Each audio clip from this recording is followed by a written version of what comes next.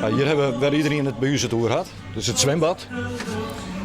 Op dit moment worden de zwemlessen gewoon van bijen, maar onze bewoners zwemmen hier ook een heel soort.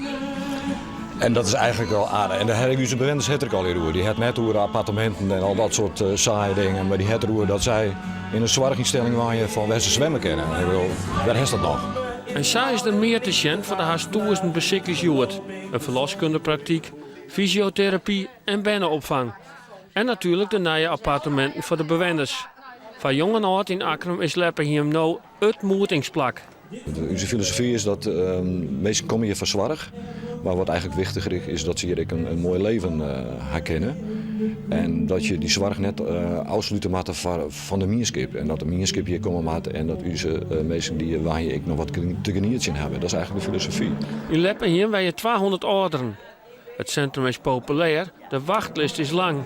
Zeker nou de nijbouw van zo'n 100 miljoen euro klaar is. De bewoners binnen wie is mij de opknapbeurt. We hadden wat gymnastiek en daar hadden ze apparatuur staan. Dat we dan niet mooi, want ik kan het niet herinneren, dus dat is dan niet goed voor de voeten. En het zwembad? Is dat wat voor jou? Nou, wat het van Simmeril wordt warm is misschien wel, maar nou nog net. Een feestelijke dag voor de bewoners, het personeel en ek voor de apotheek. Die ziet eerst in het neetgebouw boeten door, maar die waard ook door de inspectie van Volkszoens. Nou wordt alles weer neffens de regels dienen. Hier op een nieuwe locatie maken we weer volwaardige apotheek wezen. En de complimenten van de inspectie die hebben we hier ook ontvangen.